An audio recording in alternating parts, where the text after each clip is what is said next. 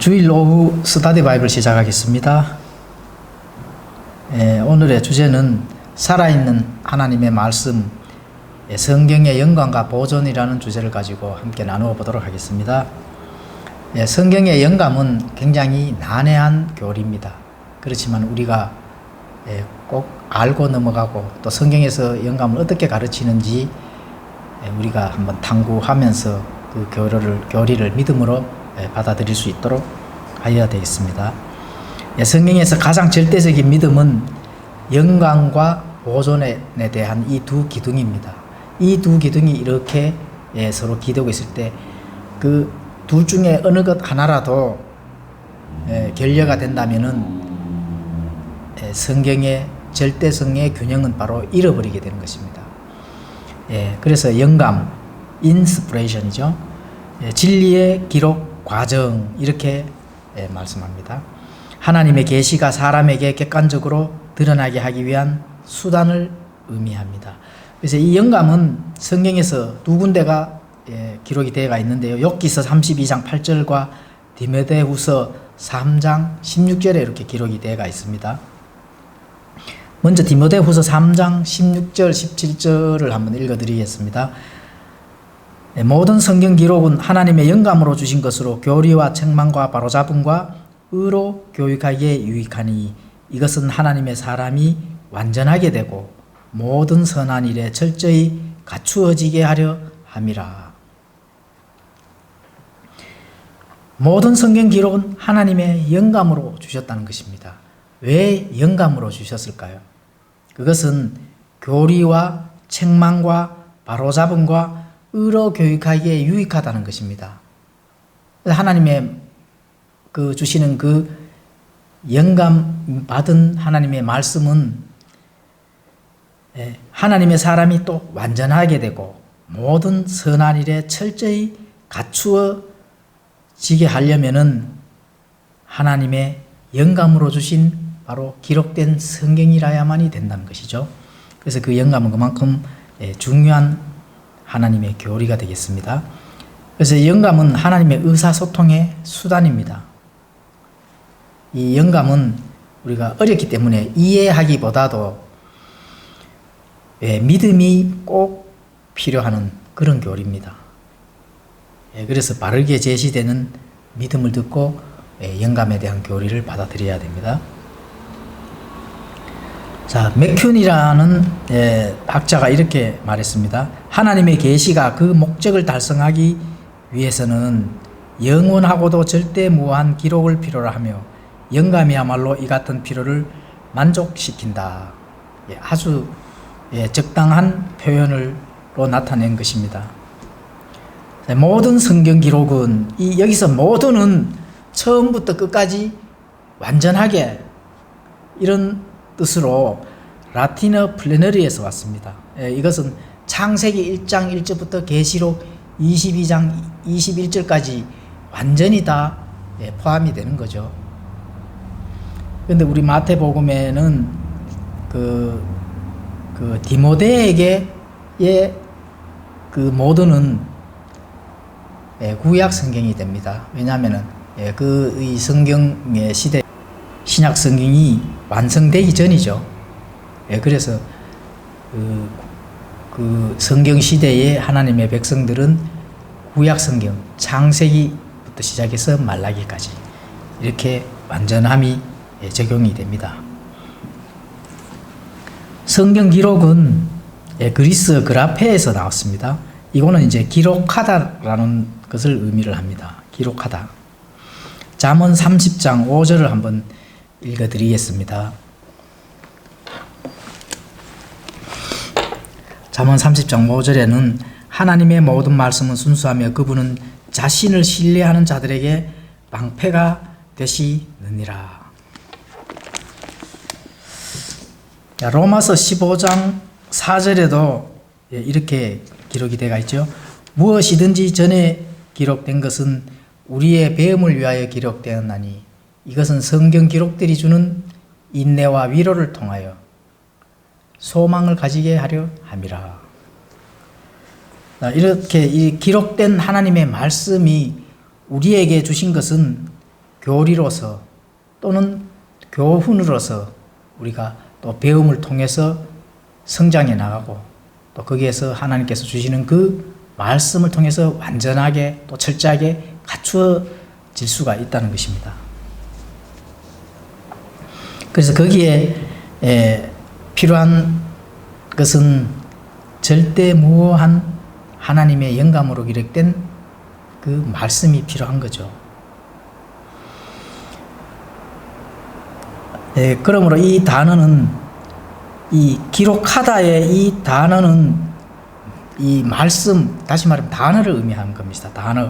단어는 단어인데 그 전에 어떻게 될까요? 하나님께서 말씀하신 말을 주신 그 단어라 하는 것, 그 단어 하나하나가 기록을 의미하기 때문에 이것을 말로 주신 영감, 다시 말하면은 그 말로 주신 영감을 기록하다로 되어 있기 때문에 다시 말하면은 축자 영감이라고 합니다.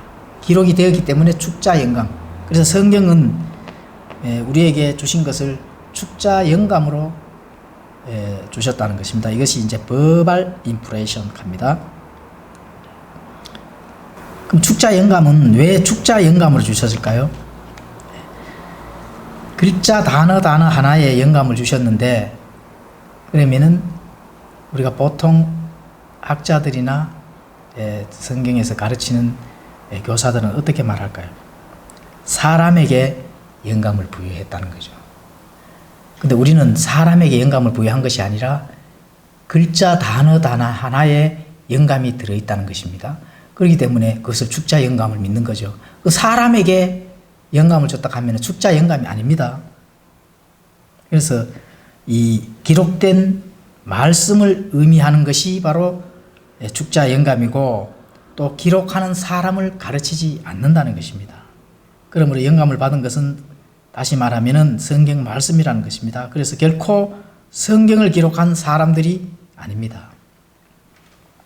성경의 모든 말씀이 축자 영감으로 기록되었다는 것을 마태복음 4장 4절에는 이렇게 기록이 되어 있습니다. 그분께서 응답하여 이르시되 기록된 바 사람이 빵으로만 살 것이 아니요 하나님의 입에서 나오는 모든 말씀으로 살 것이라 하였느니라 하시더라.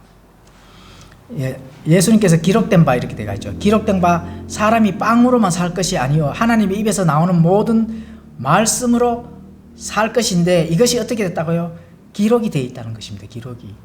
예수님께서 우리에게 말씀하신 것을 매번 말을 해서 말로 이렇게 살 수 있도록 할까요? 아니죠.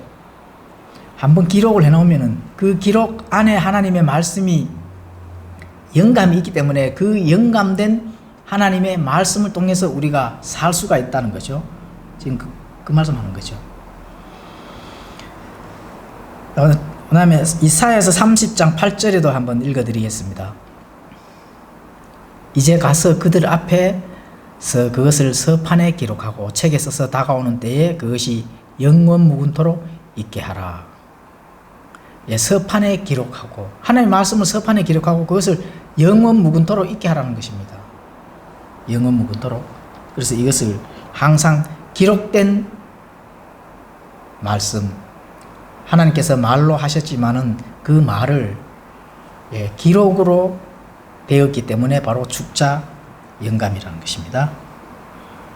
베드로 후서 1장 20절에는 이렇게 기록이 되어 있습니다. 먼저 이것을 알라. 성경 기록에 대어는 결코 어떤 사적인 해석에서 나지 아니하였나니. 하나님의 말씀은 어떤 개인의 입장에서 쓴 것이 아닙니다. 또 하나님의 말씀은 그 사람의 입장에서 생각을 하고 그 사람을 체험을 하고 이렇게 해서 적은 것이 아니라는 것입니다. 그러면 어떻게 할까요? 대언은 옛적에 사람의 뜻으로 말미암아 나오지 아니하였고 오직 하나님의 거룩한 사람들은 성령님께서 자기들을 움직이시는 대로 말하였느니라.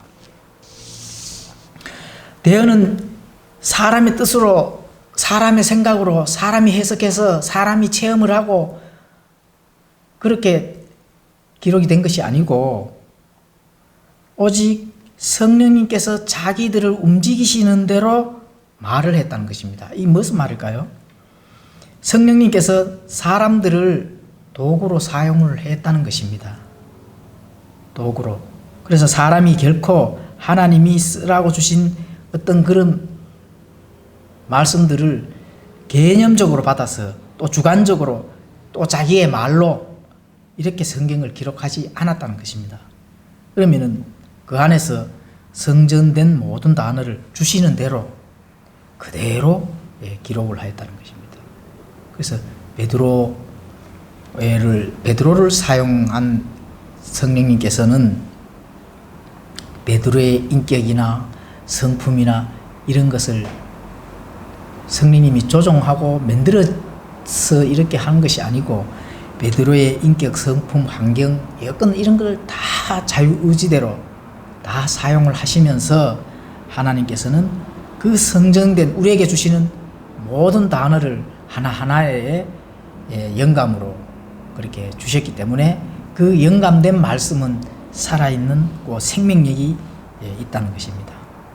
그래서 그 말씀은 하나님의 영감으로 들어있는 생명력이 있는 말씀은 부족하다든지 부실하다든지 허점이 있다든지 이런 것이 아니고 완전하다는 것입니다. 그래서 하나님의 말씀은 히브리서 4장 12절에 또 이렇게 말씀하죠. 하나님의 말씀은 살아있고 권능이 있으며 양날 달린 어떤 검보다도 예리하여 혼과 영과 및 관절과 골수까지 찔러 둘로 나누기까지 하고 또 마음의 생각과 의도를 분별하신 분이시니, 하나님의 말씀이 살아있으니까 어떻게 권능이 있습니다. 또 양날 달린 어떤 검보다도 예리해서 혼과 영과 관절과 골수까지 찔러 나눌 수 있는 것은 하나님의 말씀의 검이라는 것입니다.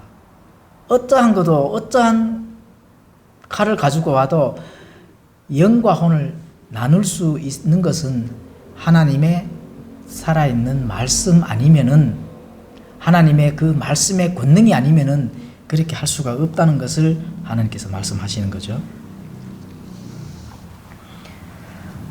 그래서 살아있다는 말은 바로 생명이 있다는 것입니다. 생명이 있기 때문에 우리가 그 말씀으로 어떻게 해요? 구원을 받았다는 것입니다. 베드로전서 1장 23절에 아주 정확하게 하나님께서 말씀하셨죠. 너희가 다시 태어난 것은 썩을 씨에서 난 것이 아니요 썩지 아니할 씨에서 난 것이니 살아있고 영원히 거하는 하나님의 말씀으로 된 것이라. 다시 태어난 것은 어떻게 해요? 썩을 씨에서 태어난 것이 아니라는 것입니다. 그러면은 썩을 씨에서 아니면은 썩지 아니할 씨에서 났다는 것입니다. 하나님의 말씀은 씨라는 그 비유를 통해서 말씀하셨잖아요. 하나님의 말씀의 씨는, 그래서 그 말씀의 씨는 썩을 씨가 아니라 영원히 또 썩지 않을 그 생명력이 있는 그 씨를 통해서 우리가 다시 태어났다는 것입니다. 자, 그래서 우리가 이제 영감은 과연 무엇인가 살짝 좀 이해를 높이기 위해서 창세기 2장 7절을 한번 읽고 우리가 탐구를 해보도록 하겠습니다. 창세기 2장 7절에 가 보시면은 주 하나님께서 땅의 흙으로 사람을 지으시고 생명의 숨을 그의 콧구멍에 불어 넣으시니 사람이 살아있는 혼이 되니라. 영감은 바로 하나님의 숨입니다. 호흡이죠. 호흡을 불어넣는 것입니다. 불어넣는 것. 그럼 창세기 2장 7절에 하나님께서 아담을 흙으로 이렇게 하나님의 형상대로, 하나님의 모양대로 지금 만드셨잖아요. 그러면은 하나님의 숨이 아담의 콧구멍에 들어가기 전에는 무엇일까요? 그냥 흙이죠.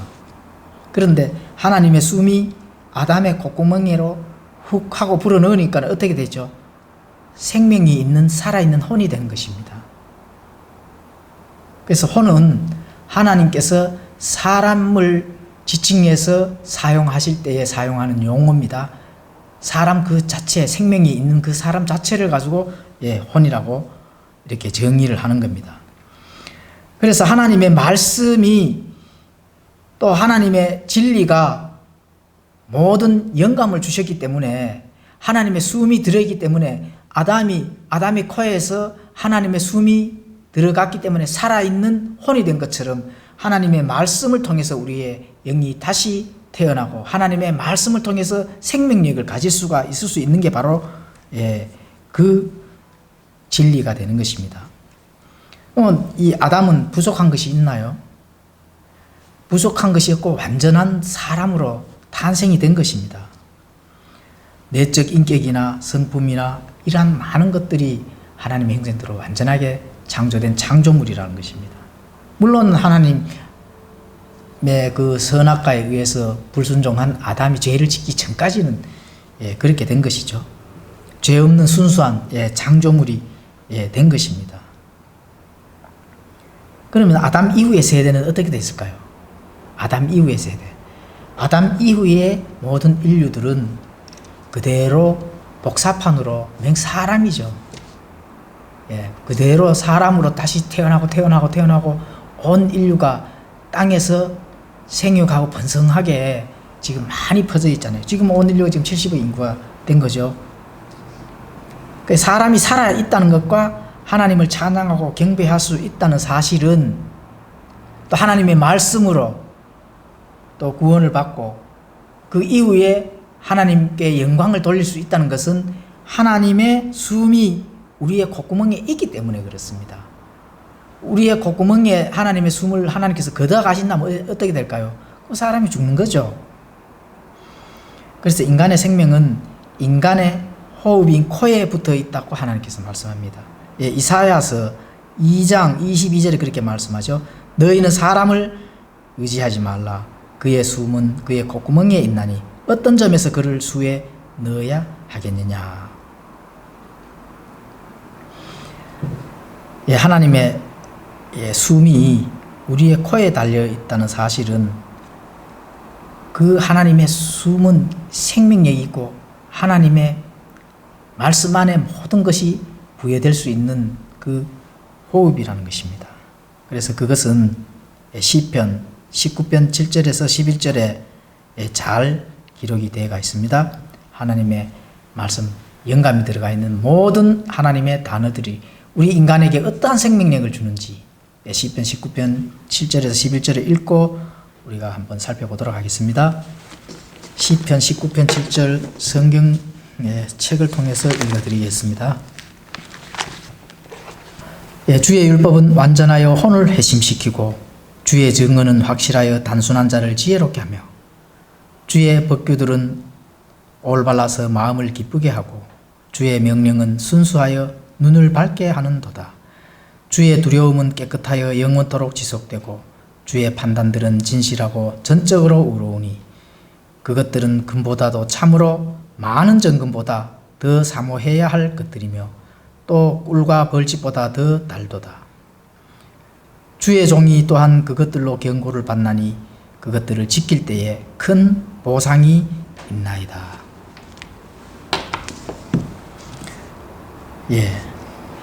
주의 율법은 완전합니다. 부족한 것이 없습니다. 하나님의 말씀은 흠이 있다든지 부족하다든지 허점이 있다든지 또 하나님의 말씀이 뭔가 결여가 되어 있다든지 이런 것이 아니라 완전하기 때문에 그 완전한 하나님의 말씀은 생명력이 있기 때문에 혼을 회심시킬 수가 있다는 것입니다. 또 하나님의 말씀은 단순한 자를 지혜롭게 합니다. 또 하나님의 올바른 법규들은 마음을 기쁘게 하는 것이죠. 하나님의 말씀 외에 올바르지 아니한 것들은 마음을 기쁘게 할 수가 없는 것입니다. 하나님의 말씀은 처음부터 끝까지 올바르고 바른 것들 참 진리이기 때문에 항상 그 진리에 순종하는 자들은 항상 마음이 기쁘게 될 수가 있다는 것입니다. 주의 명령, 순수한 명령들은 눈을 또 밝게 합니다. 주의 두려움은 깨끗하여 영원히 지속됩니다. 우리가 주의 두려움을 알고 주의 말씀과 진리의 그 말씀하신 것에 두려움과 경외가 있을 때 깨끗하게 영원히 지속된다는 것입니다. 주의 판단들은 어떻게 될까요? 진실하고 전적으로 의롭습니다. 주의 판단들은 거기서 오류가 있다든지 허점이 있다든지 또 헛길로 간다든지 이런 것이 아니라 전적으로 의롭고 진실합니다. 주의 명령들을 지킬 때 이러한 완전함, 주의 증언, 올바름 걷기와 순수한 명령, 주의 두려움, 주의 판단들 이런 말씀들을 우리가 지키고 또 하나님의 명령들을 따를 때 큰 보상이 있다는 것입니다.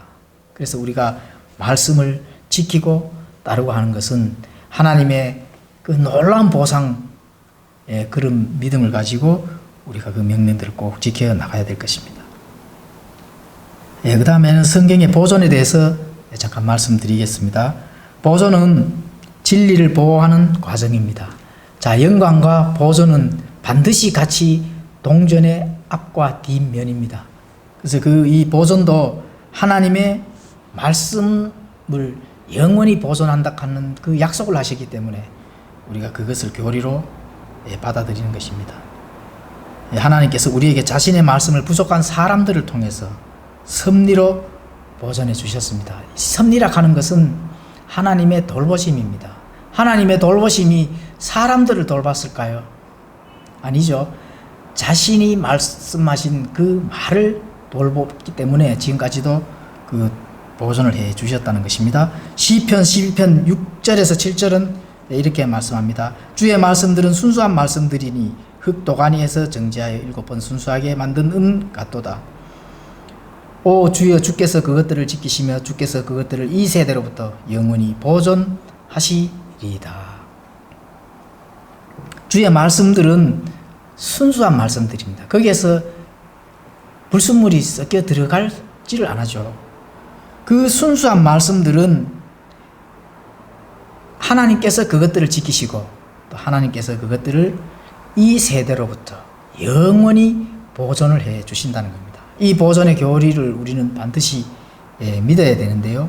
그 믿는 것은 이사야서 40장 8절에도 또 이렇게 말씀합니다. 푸른 마르고 꽃은 시드나 우리 하나님의 말씀은 영원토록 서리라 하라.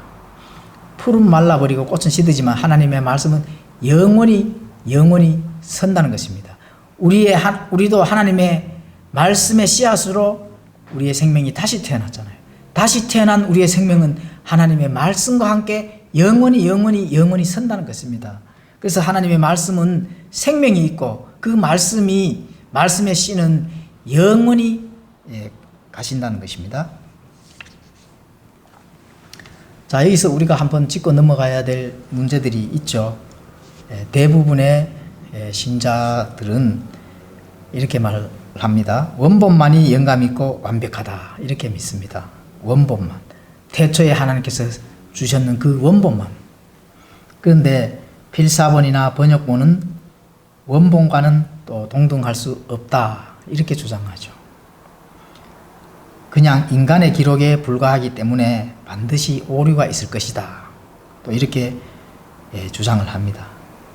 또는 타락한 인간에게 하나님께서 성경을 보존해 주실 리가 없다 이렇게 또 주장을 합니다. 그런데 우리가 한번 생각을 해보고 성경 기록에 나타난 것들을 한번 우리가 살펴볼 필요성이 있죠.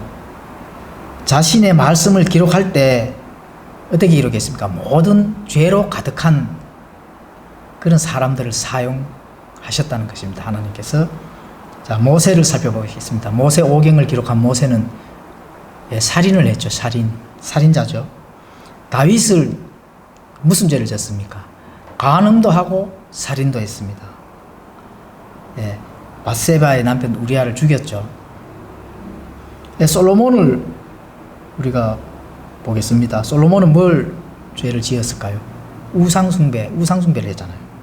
또 베드로는 주님을 어떻게 했을까요? 3번이나 부인을 했습니다. 이렇게 하나님께서 죄인인 인간을 사용하셔서 기록을 하게 하고 또 하나님께서 죄인인 인간을 통해서 자신의 말들을 섭리로 보존을 해 주셨다는 것입니다. 또 보존을 해 주실 수도 있는 분이 바로 하나님이시라는 것입니다. 하나님께서 보존해 주실 수 없는 분이시나 하면은 우리는 그런 하나님을 믿지를 않습니다.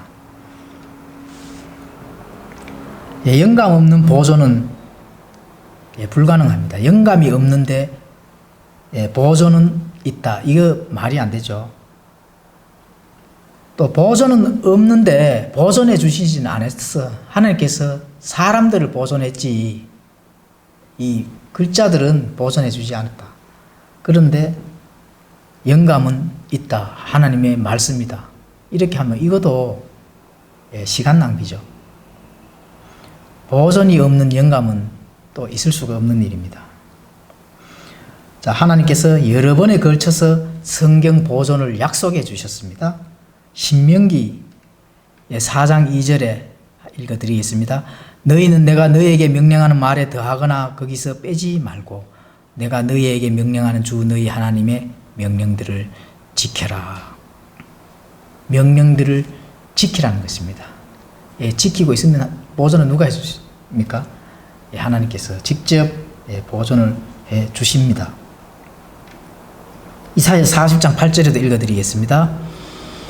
이사야서 40장 8절 푸른 마르고 꽃은 시드나 우리 하나님의 말씀은 영원토록 서리라 하라. 앞전에도 읽어드린 문맥이죠. 푸른 마르고 꽃은 시들지만 하나님의 말씀은 영원토록 선다는 것입니다. 그러니까 영원토록 선다 하는데 보존이 없다 하면은 그 무슨 의미가 있습니까? 마태복음 5장 18절에도 이렇게 기록이 되어 있죠. 진실로 내가 너희에게 이르노니 하늘과 땅이 없어지기 전에는 율법에서 1.1획도 결코 없어지지 아니하고 마침내 다 성취되리라. 율법의 1.1획도 결코 없어지지 아니하여야 그 말씀이 다 성취가 되잖아요. 1점이 하나 빠져버리게 되면 성취될까요? 성취 안 되죠. 누가복음 21장 33절에도 이렇게 기록이 되어 있습니다. 하늘과 땅은 없어지겠으나 내 말들은 없어지지 아니하리라. 하늘과 땅은 없어집니다. 계시록의 마지막 장에 보면 나와 있죠. 새 하늘과 새 땅이 들어올 때 이 기존에 있는 하늘과 땅은 없어집니다. 그런데 하나님의 말씀은 없어지질 않는다는 것입니다. 하나님께서는 성경의 보존만 약속한 게 아니라 변개에 대한 것도 경고를 하셨죠. 변개에 대한 경고. 계시록 22장 18절에서 19절 읽어드리겠습니다. 내가 이 책의 대언의 말씀들을 듣는 모든 사람에게 증언하노니 만일 어떤 사람이 이것들에다 더하면 하나님께서 이 책에 기록된 재앙들을 그에게 더할 것이요. 더하면은 이 책에다 하나님의 말씀이 있는 것에다 무언가를 그 말씀 안에 무언가를 더한다면은 재앙들을 어떻게 한다고요? 그에게 더한다는 것입니다. 19절에도 만일 어떤 사람이 이 대언 책의 말씀들에서 빼면 하나님께서 생명책과 거룩한 도시와 이 책에 기록된 것들로부터 그의 부분을 빼시리라. 하나님의 말씀을 삭제를 시키고 빼버렸습니다. 그럼 어떻게 될까요? 생명책에서 그 이름을 빼버린다는 것입니다. 하나님의 말씀을 삭제하고 또 뺏는 그 사람은 하나님의 생명책의 이름을 빼버린다는 것입니다. 그리고 또 어디에서 빼버릴까요? 거룩한 도시. 거룩한 도시. 거룩한 도시는 우리가 이 예수님의 신부는 새 예루살렘 성이라든지 이렇게 볼 수가 있죠. 그러면은 어쨌든 생명책이나 거룩한 도시에서 그 이름을 빼버리면 어떻게 될까요? 무서운 경고죠.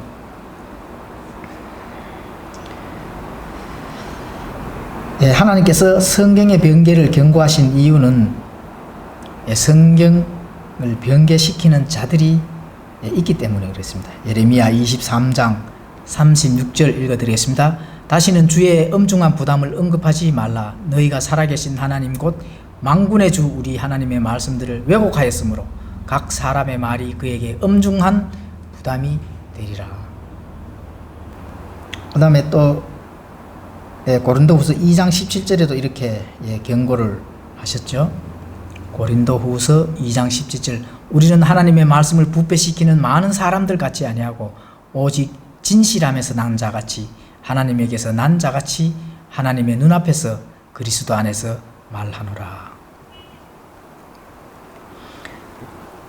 이래서 하나님께서 성경 변개를 경고하시고 또 그 변개시키는 자들이 있기 때문에 굉장히 엄중하게 이렇게 경고를 하신 것입니다. 자, 성경 보존은 우리의 구원과도 직접적인 연관성이 있습니다. 앞전에 베드로전서 1장 23절에 읽어드렸다시피 하나님의 말씀 썩을 씨에서 난 것이 아니요 우리가 태어난 것은 살아있고 썩지 아니할 생명이 있는 그런 말씀으로 우리가 다시 태어났다는 것입니다. 또 요한복음 5장 39절에 성경 기록들을 탐구하라. 너희가 그것들 안에서 영원한 생명을 얻는 줄로 생각하거니와 그것들은 곧 나에 대하여 증언하는 것들이라. 성경 기록 안에 예수님께서 증언하는 그 말씀, 진리, 참된 복음이 들어있기 때문에 그 복음을 통해서 우리가 영원한 생명을 얻을 수가 있다는 것입니다. 하나님께서 왜 보존해 주셨을까요? 바로 영감으로 우리가 기록을 통해서 주셨기 때문에 그 영감된 그 기록들은 하나님께서 영원히 보존해 주신다는 것입니다. 마태복음 24장 35절에는 하늘과 땅은 없어지겠으나 내 말들은 없어지지 아니하리라. 이렇게 말씀하신 것은 절대성으로 하나님께서 보존을 해 주시겠다는 강력한 약속입니다. 자, 근데 보존은 원본을 보존시켜 주시는 것이 아닙니다. 하나님께서 원본을 어떻게 다루는 건지 예레미야서에서 잘 나타나 있습니다. 원본은 하나님께서 그렇게 중요한 텍스트로 보지 않습니다. 왜냐하면 하나님의 말씀은 살아있기 때문에 그 살아있는 말씀이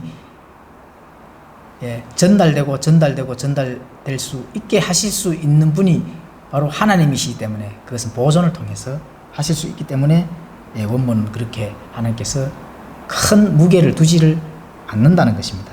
예레미야서 36장으로 한번 가보겠습니다. 예레미야서 36장 1절, 2절, 4절 읽어드리겠습니다.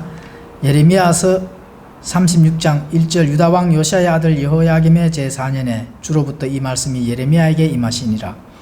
이르시되 너는 두루마리 책을 가져다가 내가 내게 말하던 날로부터 곧 요시야 시대로부터 이날까지 이스라엘과 유다와 모든 민족들을 향하여 내가 내게 이른 모든 말을 그 안에 기록하라. 4절에요. 이에 예레미야가 네리야의 아들 바룩을 부르매 바룩이 주께서 예레미야에게 말씀하신 그분의 모든 말씀을 그의 입에서 받아 두루마리 책에 기록하느니라. 자, 그리고 36장 20절에서 23절에 가면은 이 여호야김 왕이 예레미야서 이 최초의 원본의 책을 기록한 것을 불태워 버립니다. 읽어드리겠습니다. 그들이 그 두루마리를 서기관 엘리사마의 방에 두고 뜰로 들어가 왕에게 가서 모든 말을 왕의 귀에 고하니 이에 왕이 여우디를 보내어 그 두루마리를 가져오게 하매 여우디가 서기관 엘리사마의 방에서 그 두루마리를 가져다가 왕과 왕 곁에 서 있던 모든 통치자들의 귀에 그것을 낭독하니라. 이제 왕은 9월에 겨울집에 앉아있고 왕 앞에는 불타는 화로의 불이 있더라.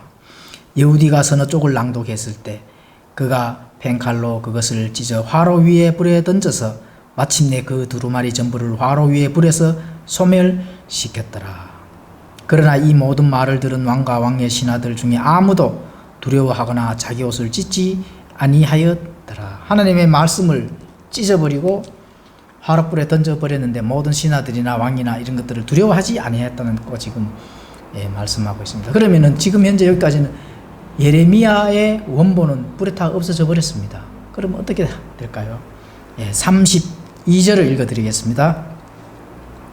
이에 예레미야가 다른 두루마리를 가져다가 네리야의 아들 서기관 바룩에게 주니 그가 유다왕 여호야김이 불에 태운 그 책의 모든 말씀을 예레미야의 입에서 받아 그 안에 기록하고 그것들 외에도 그와 같은 말씀들을 거기에 많이 더하였더라. 예, 지금 우리가 읽고 있는 예레미야서는 원본에서 나온 것이 아니고 복사본에서 나왔는 이 책입니다. 지금 예레미야가 태워버리는 두루마리를 다시 가져다가 바룩에게 주고 그것을 다시 기록을 하라고 한 거죠. 하나님께서 예레미야에게 모든 말씀을 전달한 이후에 예레미야는 그대로 또 불에 태웠다는 것까지 더 추가를 하여서 다시 기록을 했는 겁니다. 이 다시 기록한 것은 원본이 아니고 복사본이 되는 거죠. 그래서 이렇게 또 다시 이것을 불을 태운다 하더라도 하나님께서는 하나님의 말씀인 영감받은 이 단어들은 절대로 없어지지 아니하고 다시 기록할 수 있도록 해 주실 수 있는 분은 바로 하나님이시기 때문에 그렇습니다. 우리가 지금 예레미야서 읽고 있는 이 예레미야서는 원본에서 나온 것이 아닙니다. 복사본에서 지금까지 이어지고 우리가 우리 손에서 지금 읽고 있다는 것입니다. 최초의 원본은 물론 닳고 없어질 수도 있으나 또 어떻게 없어졌는지 알 수가 없죠. 최초의 원본은 오래전에 사라져서 지금은 존재하지 않습니다. 다 하나님의 말씀은 기록된 바, 이 필사본, 복사본이 됩니다. 그 복사본은 또 하나님의 말씀에 살아있는 수미들이기 때문에 그 말씀을 통해서 우리가 다시 태어나고 그 말씀을 먹고 우리가 생명을 유지하고 또 그 말씀을 통해서 우리가 성장할 수가 있다는 것입니다. 오래전에 살아서 지금은 존재하지 않는데 우리가 아주 이 뉘앙스가 있는 말씀이 있죠. 시편 119편 89절에 한번 읽어보도록 하겠습니다. 자, 원본이 어디에 그러면 있는지 우리가 뉘앙스가 하나님의 이렇게 말씀해 주십니다. 주여 주의 말씀은 영원히 하늘에 정착되었사오며 주의 말씀은 영원히 하늘에 정착되었다는 거죠. 땅에 있는 것이 아닙니다. 땅에 있으면 사라지고 없어지고 딸고 하나님의 말씀은 사라질 수 있지만 하늘에 정착되어 있기 때문에 우리의 땅에 있는 하나님께서 말씀이 그대로 전달된 그 복사본도 정착된 하늘과 일치된다는 것입니다. 그 말씀이 일치되고 하나님의 말씀이 그대로 우리 손에 와 있기 때문에 살아있는 그 말씀, 생명력이 있는 그 말씀, 영감받은 그 말씀을 통해서 우리가 구원을 받고 또 그 말씀을 통해서 성장할 수가 있는 것입니다. 예수님은 씨 뿌린 자의 비유에서 씨는 하나님의 말씀이요. 누가복음 8장 11절에 이렇게 말씀하셨습니다. 씨앗을 비유로 말씀하셨죠. 그래서 이 거룩한 씨앗은 결코 쇠하지 않는 거룩한 생명을 소유하고 있기 때문에 생산할 수 있는 생명력이 있는 그 말씀입니다.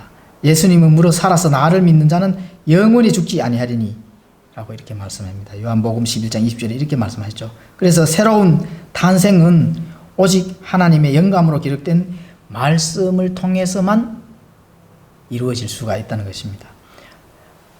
하나님의 영감으로 기록된 그 1.1핵도 땅에 떨어지지 않고 다 성취되는 그 말씀, 무어한 그 말씀이 우리에게 생명을 준다는 것입니다. 우리가 썩지 아니할 씨로 거듭났다는 베드로의 말은 살아있고 항상 있는 하나님의 말씀을 통해 영생이 주어졌다는 것입니다. 영원한 생명을 주려면 영원한 씨앗이 필요한 거죠. 말씀의 씨앗은 살아있고 항상 있는 것입니다. 썩지 않는 씨앗이 마음속에 뿌려지면 영원한 생명이 주어진다는 것입니다. 항상 있는 그 씨앗은 영원히 유지되는 생명을 부여할 수 있는 거죠. 하나님의 말씀은 영원히 살아있는 그 씨앗이기 때문에 그 씨앗이 우리 마음밭에 떨어졌을 때 우리의 생명은 영원히 살 수가 있다는 것입니다. 자, 성경의 저자는 누구일까요? 바로 성령 하나님이죠. 성령 하나님이기 때문에 영감이 없는 보존은 불가능합니다. 또 보존이 없는 영감은 아무런 등식이 성립되지 않습니다. 성경의 기초가 바로 무너지는 거죠. 등식이 성립되지 않는 것은 그 바로 성경의 기초 어느 한 것이라도 결례가 된다면 무너지는 것입니다. 그래서 영감 받지 않는 것을 보존하는 것은 불가능하며 보존하지 않을 것에 또 영감을 주는 것도 어리석은 것이죠. 보존하지 않는데 영감을 주겠습니까? 보존할 필요도 없는데. 그래서 영감과 보존은 그런 등식이 성립이 되는 것입니다. 또 영감도 없고 보존도 안 되었다면 살아있다는 말도 또 안 맞습니다. 그래서 하나님께서 성경을 영감으로 주시고 보존하실 수 있는 것은 사실입니다. 사실, 진실입니다. 그런 믿음을 우리가 믿어야 우리의 생명 또 우리의 영적 양식은 바르게 성장하고 그 바르게 성장됐을 때 바른 선한 행위를 통해서 하나님 앞에 갔을 때 하나님과의 계산을 하고 또 하나님의 본성에 참여할 수 있는 그런 하나님의 백성이 될 수가 있다고 볼 수가 있습니다. 그래서 우리가 지금 가지고 있는 성경은 완전한 하나님의 말씀이며 그 말씀을 통해서 우리가 성장하고 하나님 본성에 참여하고 하나님 왕국에서 하나님과 영원히 살 수 있다는 것입니다. 이 말씀은 영감으로 주신 말씀, 그 영감으로 주신 말씀은 보존되어 바로 우리 손에 있다는 것입니다. 오늘은 여기까지 하겠습니다.